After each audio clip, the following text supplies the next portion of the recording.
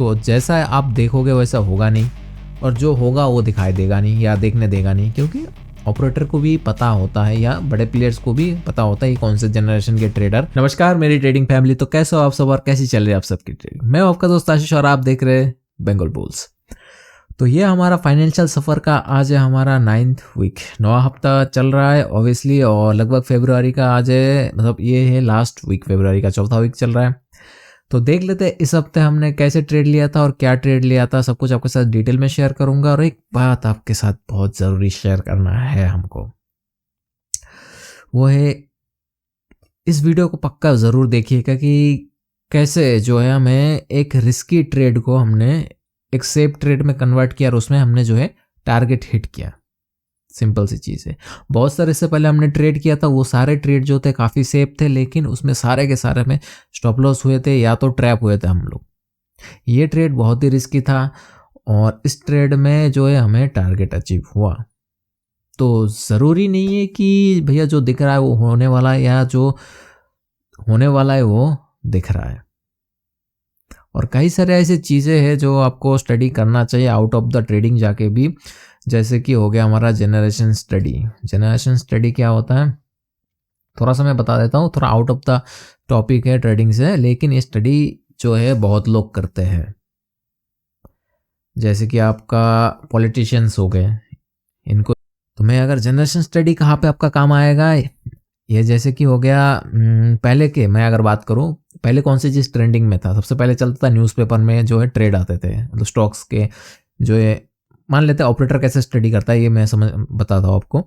जो उस टाइम पे जो जनरेशन थे पहले वो न्यूज़पेपर देखते थे, फिर आया एक जनरेशन जो हमारे फादर्स वगैरह थे, वो लोग जो है टीवी पे देखते थे, राइट, टीवी हो गया, टीवी न्यूज़ पे आते थे, राइट।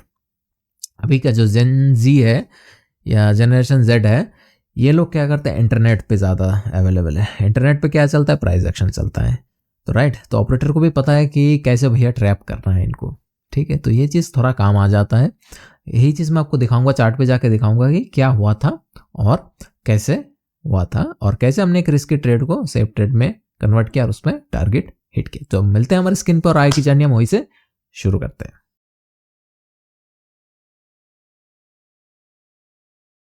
ओके ट्रेडर्स, तो हम आ चुके हैं हमारे स्क्रीन पर और देख लेते हैं कि ट्रेड हमने एनालिसिस क्या क्या किया था इस ट्रेड के लिए। सबसे पहले बता दो, ये जो हमारा कैंडल है ये 1 आवर का कैंडल है, क्योंकि हम जो है वीकली ट्रेड लेते हैं। मैं ऐसे 30 मिनट का भी यूज़ करता हूँ, क्योंकि जब 1 या 2 दिन बचते हैं ट्रेड के लिए तब मैं 30 मिनट्स का यूज़ करता हूँ। लेकिन अगर हफ्ते में बहुत ज़्यादा दिन पहले एंट्री हो रखा है, मतलब होने वाला है, तो मैं 1 आवर का कैंडल यूज़ करता हूँ। तो सबसे पहले समझ लेते हैं हमने एनालिसिस किया क्या था।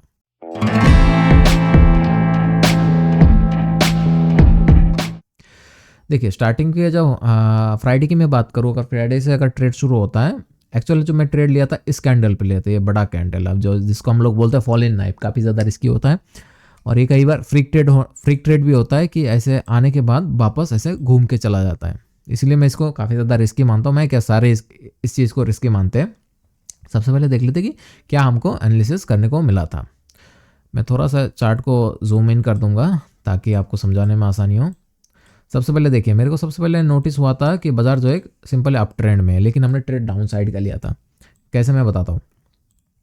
देखिए प्राइस की मैं अगर बात करूँ, आपको भी पता है मेरे को भी पता है, प्राइस का जो नेचुरल नेचर है वो हायर हाई हायर लोस के हिसाब से या हायर लोस हायर हाइज के हिसाब से जाता है। एक सीधा ऐसे बहुत कम जाता है, लीनियर वे में काफ़ी कम जाता है। तो सिंपल थिंकिंग था कि अगर ट्रेंड ऊपर की तरफ भी है, लेकिन प्राइस जो अपने मीन के पास वापस आता है, एवरेज मीन के पास वापस आता है और फिर ऊपर की तरफ जाता है। तो पहला कॉन्सेप्ट तो मेरे को क्लियर था कि भैया ट्रेड जो है काफ़ी, मतलब मार्केट जो है फ्राइडे के दिन काफ़ी ऊपर की तरफ चल रहा है। सिंपली मैंने देखा तो भाई ऐसे डायरेक्ट तो मैं घुस नहीं सकता हूँ, क्योंकि भैया कोई अगर पॉइंट मेरे को ना मिलता हो तो घुसने का कोई मतलब ही नहीं है। तो मतलब ही नहीं है, मानते हैं ना आप, कि भैया मेरे को कोई भी टेक्निकल पॉइंट्स नहीं मिल रहा है या कोई भी मेरे पॉइंट्स जो है ट्रिगर नहीं हो रहे हैं, 3 पॉइंट्स मेरे ट्रिगर नहीं हो रहा है, तो मैं यहाँ पे क्यों घुसूंगा। तो मैंने वेट किया, आराम से वेट किया कि भैया देखते हैं कि मैं पहले प्राइस एक्शन को क्रिएट होने देते कि क्या चल रहा है, राइट। तो सबसे पहले हमने देखा कि भैया बाजार का जो ट्रेंड लाइन है यहाँ पे है, राइट, और प्राइस जो है ऊपर है, काफ़ी ज़्यादा गैप है बीच में, यहाँ से यहाँ तक एक काफ़ी अच्छा गैप मेरे को मिला हुआ है। ठीक है, तो मैंने वेट करता रहा, प्राइस में कोई मोमेंटम था नहीं, बिल्कुल लो प्राइस में चल रहा था। यहाँ पे देखोगे कोई भी प्राइस में मोमेंटम था नहीं। ठीक है, ऑलरेडी सोमवार हो गया था, मंगलवार हो गया था, 4 दिन हमारा बीत चुका था। तो यहाँ पे सबसे पहला मेरे को नोटिस ध्यान कहाँ पे आया, ध्यान आया यहाँ पे, इस जगह पे और इस जगह पे। एक बार थोड़ा सा मैं ट्रेंड लाइन ड्रॉ कर देता हूँ ताकि आपको समझ में आए। यहाँ पे अगर 30 मिनट्स का कैंडल में कर देता हूँ, थोड़ा सा छोटा कर देता हूँ कि ऑलरेडी एक्सपायरी से 2 दिन पहले, मतलब मैं बात करूँ मंगलवार के दिन 2 दिन पहले जो है मुझे कुछ इस तरीके का पैटर्न हमको मिल रहा था। बाजार जो है एक साइडवेज पैटर्न में चल रहा था, राइट। तो मैं वेट करता रहा कि भाई क्या करूँ कि मतलब मेरे को ट्रेड मिल जाए या मतलब मेरे ट्रेड ट्रिगर हो जाए। तो सिंपली मैंने यहाँ पे देखा कि सबसे पहले तो मैं यहाँ पे RSI पे आपको दिखाना चाहूँगा। यहाँ पे अगर ध्यान दोगे, यहाँ पे प्राइस जो है ऊपर की तरफ जो मतलब ऊपर की तरफ जो हायर हाइज बनाया था उसमें जो है मोमेंटम नहीं था। यहाँ पे अगर देखोगे, यहाँ पे मतलब सिंपल भाषा में मैं आपको समझाऊँ तो ये चीज़ यहाँ पे मुझे एक डाइवर्जेंस जो है नज़र आया था, मतलब प्राइस में मोमेंटम यहाँ पे नहीं था। ठीक है, तो उसके बाद जो है हमने क्या किया, हमने यहाँ पे देखा कि एक भाई बेरिश साइड का हमको प्राइस एक्शन पैटर्न हमको मिल रहा है। यहाँ पे क्या पैटर्न था, यहाँ पे यहाँ पे था एक फ्लैग एंड पोल पैटर्न था जो कि रिवर्स साइड में है, राइट। एक तो होता ऊपर की साइड में, ये था हमारा रिवर्स साइड में क्लासिक प्राइस एक्शन पैटर्न है, मतलब क्लासिक चार्ट पैटर्न है। यहाँ पे हमको नज़र आया और प्राइस जो है इसके बीच में घूम रहा था।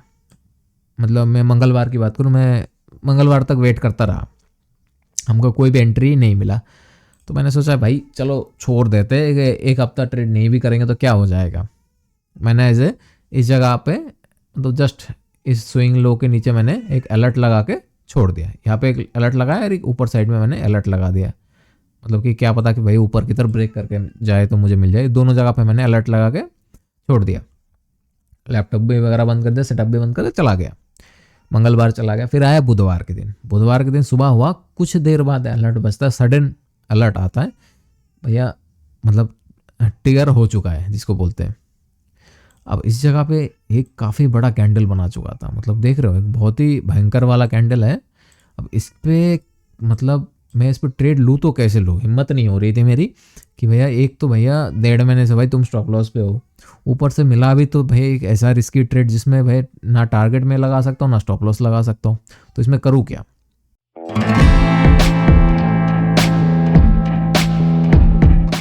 सबसे पहले मैंने ध्यान से ऑब्जर्व किया, ज़्यादा टाइम नहीं मिला मेरे को, बहुत जल्दी करना पड़ा इस ट्रेड में ऑब्जर्वेशन कि मैं करूँ क्या इस जगह पे, कि मैंने इसको मतलब सही रिस्क रिवॉर्ड कैसे बनाऊँ और सही जगह पे मैं स्टॉप लॉस लगाऊँ कैसे, तो इतने रिस्की ट्रेड में, राइट। तो एक मिनट, तो यहाँ पे मुझे सबसे पहला मेरे 2 पॉइंट तो मेरे को मिल गए थे कि भैया एक तो मेरे को मीन रिवर्सल मिल सकता है, राइट, क्योंकि मोमेंटम बहुत कम है ऊपर, और दूसरा हमको एक क्लासिक चार्ट पैटर्न हमको मिल रहा था जो कि डाउन साइड की तरफ ट्रिगर कर रहा था। ठीक है, और उल्टा वो डाउन साइड में ट्रिगर हुआ, राइट। तो चांसेस इज हाई कि यहाँ पे जो ब्रेकआउट हुआ ये इस ट्रेंड लाइन तक कम से कम टारगेट देगा, प्रोबेबिलिटी चांसेस था कि इस ट्रेंड लाइन तक जो है हमको टारगेट मिलेगा। तो यहाँ पे सिंपली हमने क्या किया, हमको मेन प्रॉब्लम आ रहा था रिस्क रिवॉर्ड का, मतलब हम रिस्क रिवॉर्ड कैसे बैलेंस करें। यहाँ पे मैं आपको टूल लगा के दिखा देता हूँ। इस जगह पे मैं अगर एंट्री करता हूँ तो मेरे को जो है मेन यहाँ पे मतलब स्टॉप लॉस लगाना पड़ रहा है, इतना लंबा स्टॉप लॉस, लॉट उतना बनेगा नहीं कि कम लॉट लेना पड़ेगा भाई, इतना स्टॉप लॉस, इतना लंबा मैं स्टॉप लॉस लगाऊँ तो करे क्या। तो भाई सेम माइंड भाई, अगर कोई ऑपरेटर होगा तो मैंने सोचा कि भाई चलो ऑपरेटर के दिमाग से सोचते हैं, अगर मेरे को जो है स्टॉप लॉस हिट करवाना है किसी का तो मैं कैसे करवाऊंगा। सिंपली मैंने ऐसे ही सोचा उस टाइम पे यहाँ पे। तो यहाँ पे मान लेते मतलब मैंने ऐसे सोचा कि भाई चलो मैं एक ऑपरेटर हूँ और मुझे जो है अभी लोगों को ट्रैप करना है और टारगेट भी देना है, तो मैं कैसे करूँगा। अगर मुझे डायरेक्शन जाना है और जो है यहाँ पे मुझे टारगेट भी देना है, कैसे करूँगा, मतलब कैसे मैं स्टॉप लॉस हिट करूँगा। तो मैंने बेसिकली सोचा कि नॉर्मल लोग अगर इतने लंबे तो स्टॉप लॉस लेंगे नहीं, सिंपल सी बात है, इतना बड़ा अगर स्टॉप लॉस कोई हो रहा है तो यहाँ पे लेगा नहीं, तो स्टॉप लॉस रखेंगे कहाँ पे, राइट। एंट्री यहाँ मतलब यहाँ पे अगर एंट्री हुआ है तो नियरेस्ट मेरे को सपोर्ट एरिया कहाँ पे मिल रहा है ये मैंने ढूंढा। तो इस जगह पे आप देखोगे कि यहाँ पे जो है नियरेस्ट सपोर्ट एरिया हमको मिल रहा था, राइट। मैं थोड़ा सा चार्ट को बड़ा कर दूंगा ताकि आपको समझने में आसानी हो। यहाँ पे मैं नियरेस्ट सपोर्ट एरिया ढूंढ रहा था अगर मैं ऑपरेटर हूँ या मैं अगर कोई बड़ा प्लेयर हूँ जिसको जो डायरेक्शन सही जाना है लेकिन मेरे को स्टॉप लॉस लेके जाना है, कैसे मैं कर सकता हूँ? इतना लंबा तो कोई यहाँ पे टारगेट रखेगा नहीं, राइट। मोस्ट ऑफ द लोग यहाँ पे एंट्री ही नहीं करेंगे। रिटेलर जो इतना बड़ा, अगर कोई सिंपल एक्सपीरियंस ट्रेडर होगा तो वहाँ वो जो है यहाँ पे एंट्री नहीं करेगा कि भाई इतना लंबा स्टॉप लॉस रखूंगा कैसे इतना बड़ा कैंडल पे, राइट। ऊपर से रिटेस्ट मिलना भी बहुत मुश्किल है कि यहाँ पे घूम के रिटेस्ट लेगा तो इतना लंबा लेगा कैसे। तो काफ़ी ज़्यादा कन्फ्यूजन था मेरे को यहाँ पे कि ट्रेड लूँ तो लूँ कैसे। तो सिंपली मैंने सोचा ऐसे कि चलो ये एक स्विंग लो है, यहाँ पे मैं दिखा देता हूँ, ये एक स्विंग लो है, राइट। नियरेस्ट स्विंग लो यहाँ पे दिखाई दे रहा है। अगर मेरे को जो एंट्री मिलना है, मतलब लोग अगर कोई एंट्री करेगा अभी तो इतने लंबे स्टॉप, मतलब एक हाई, मतलब रिस्की ट्रेड है। तो सिंपली कोई यहाँ पे बड़ा जो है यहाँ पे क्या बोलते स्टॉप लॉस रखेगा नहीं, राइट। सिंपली ये जो स्विंग लो है इसके आसपास ही रखेगा या इससे थोड़ा ऊपर रखेगा, राइट, क्योंकि एक हाई रिस्क ट्रेड, मतलब रिस्की ट्रेड है, राइट। तो बाजार ने भी वही किया जो हम जैसा हमने सोचा था वैसा ही किया। बाजार यहाँ पे आया, क्लोज दिया, ऊपर की तरफ गया, स्टॉप लॉस जो छोटे 1-2 लोग घुसे होंगे उनको स्टॉप लॉस हिट किया और सीधा नीचे की तरफ जो है अपने ट्रेंड लाइन की तरफ टारगेट दिया। लेकिन हमने यहाँ पे स्टॉप लॉस नहीं लगाया। हमने सोचा भाई स्टॉप लॉस लगाएंगे कैसे, इतना छोटा भी नहीं ले सकते कि भाई इजी हिट हो जाए।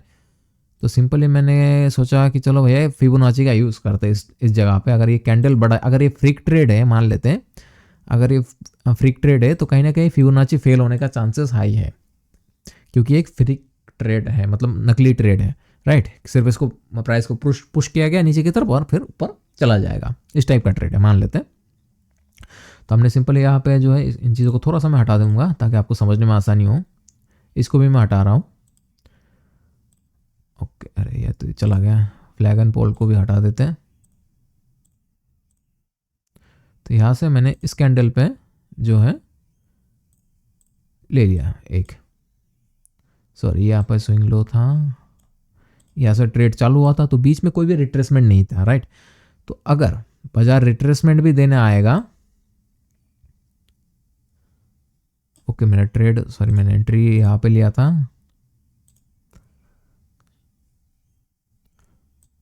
टारगेट कहाँ पे था, टारगेट था हमारा ट्रेंड लाइन तक, हमारा टारगेट था, और यहाँ पे हमारा स्टॉप लॉस था लगभग, ओके।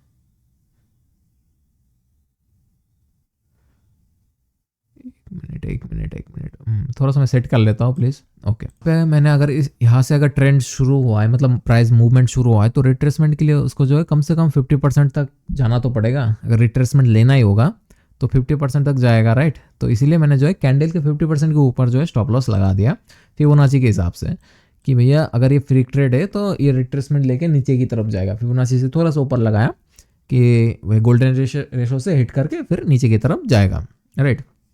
और नहीं तो इस जगह पे अगर जिसको अगर मतलब किसी को अगर स्टॉप लॉस लेना ही है, सॉरी किसी को अगर मतलब स्टॉप लॉस हिट करवाना ही है, क्योंकि इतने बड़े कोई रखेगा नहीं स्टॉप लॉस, तो इसलिए इसका जो नियरेस्ट जो रेजिस्टेंस एरिया है उसके ऊपर ही रखेगा। नॉर्मली लोग या रेजिस्टेंस एरिया में रखेंगे या नियरेस्ट रेजिस्टेंस एरिया से नीचे रखेंगे। ये दो जगह पे जो है लोग जनरली नॉर्मल लोग अगर कोई न्यूबी हो या न्यूबी प्राइस एक्शन वाला हो तो वो लोग क्या करेंगे, इस जगह पे ट्रेड को स्टॉप लॉस लगा के फिर टारगेट लगाएंगे, राइट। तो सिंपल प्राइस ने सेम किया, एग्जैक्ट हुई कि हमें पता नहीं था, हमने बस एक एज्यूम किया था, मतलब एक गेस किया था। तो भैया हुआ वही, प्राइस ने सीधा यहाँ पे जो पहले वाला है जो फर्स्ट रेजिस्टेंस पे जो स्टॉप लॉस थे उनका स्टॉप लॉस लिया और कोई भी बिना कोई रिटेस्ट दिए सीधा नीचे चला गया। देखिए सिंपल सी बात है, ये शेयर बाजार है, राइट। यहाँ पे अगर मेरे को नीचे अगर प्राइस को भेजना है तो मैं दिखा के थोड़ी भेजूंगा कि भाई रिटेस्ट लूँगा फिर आराम से जाऊँगा, ऐसा तो नहीं है ना। इतनी स्पीड में जाओ कि कोई देख ही ना पाए। तो सिंपली बाजार ने वही किया, बहुत ही फटाफट नीचे गया और सिंपली रिटेस्ट लेके फिर वापस दोबारा ऊपर चला गया। टारगेट हमने जो ट्रेंड लाइन पे मतलब हमारा टारगेट फिट किया था, मतलब टारगेट सेट किया था, और इस जगह से जो है टारगेट हिट होता है 1:3 हमको हमारा जो है लगभग हमारे एक ट्रेड में 3% के आसपास हमको प्रॉफिट होता है, स्क्रीन पे आ रहा होगा प्रॉफिट। और जो है बाजार टारगेट हिट होने के बाद कुछ देर बाद लगभग 1 घंटा 1.5 घंटे बाद जो है प्राइस ऊपर की तरफ चला जाता है। तो ये था इस हफ्ते का ट्रेड।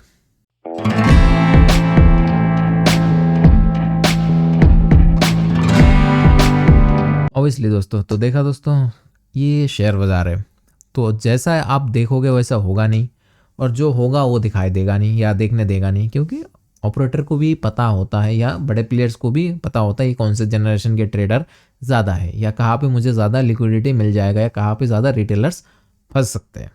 ठीक है, तो उनको भी पता है ये जनरेशन जेड के लोग हैं, जेन जी के लोग हैं, ये लोग जो है प्राइस एक्शन वाले, मोस्ट ऑफ द लोग इंटरनेट पे वायरल क्या चल रहा है, प्राइस एक्शन चल रहा है। सबसे ज़्यादा यूज़ क्या होता है, प्राइस एक्शन यूज़ होता है, राइट। आज के टाइम की मैं अगर आज के जनरेशन की मैं बात करूँ तो ऐसी बात नहीं कि आज न्यूज़ देख के नहीं करते, बहुत लोग न्यूज़ देख के करते हैं, लेकिन मोस्ट ऑफ द पीपल जो है आज के टाइम पे प्राइस एक्शन के हिसाब से करते हैं। तो इसीलिए जो है ऑपरेटर के लिए भी इजी हो गया है कि भैया कैसे हमको स्टॉप लॉस हिट कराना है और फिर अपने डायरेक्शन में जाना है। दूसरी बात ये भी है कि देखिए, अगर कोई चीज़ नीचे जाएगा ना तो आपको दिखा के नहीं जाएगा, इसलिए इतनी उसने कंसोलिडेशन किया और फटाक से नीचे चला गया, किसी को मौका भी नहीं दिया होगा कि घुसने का। कोई यहाँ पे रिटेस्ट या लास्ट किस जो भी आप कहें, जैसे फॉरेक्स में हम लोग जिसको बोलते हैं रिटेस्ट को हम लोग लास्ट किस बोलते हैं, तो वैसे ही सिर्फ नाम अलग है। एसएमसी में कुछ और बोलते हैं, क्या बोलते हैं यहाँ से, मतलब सिर्फ नाम अलग है, चीज़ सेम ही है। मतलब आप समझ लीजिए, रिटेस्ट का वेट करते रहते तब तक ट्रेड निकल गया होता और आया भी नहीं भाई रिटेस्ट के लिए, सिंपल स्टॉप लॉस हिट करवाया और नीचे की तरफ चला गया। तो भैया देखो, आउट ऑफ द बॉक्स जाके सोचना पड़ेगा थोड़ा सा, आपके जो स्ट्रैटेजी है वो थोड़ा इंटरनेट से हटके बनाना पड़ेगा आपको, तभी जो है आप ट्रेडिंग में थोड़ा सा मतलब एक अच्छा एक्यूरेसी या अच्छा एक ट्रेड ले पाओगे। भले ये ट्रेड रिस्की था, काफ़ी रिस्की था, लेकिन हमने एक छोटी सी समझदारी की वजह से हमने इस ट्रेड को एक सेफली मतलब टारगेट हिट करवाया और हम आउट हो गए। मतलब हमने टारगेट हिट करवाया, लगभग हमने जो 3% के आसपास हमने प्रॉफिट बुक किया। तो मैं उम्मीद करता हूँ आपको चीज़ें पसंद आया होगा और वीडियो आपको अच्छा लगा होगा। तो मिलते हैं नेक्स्ट वीडियो में, तब तक के लिए थैंक यू और हैप्पी ट्रेडिंग।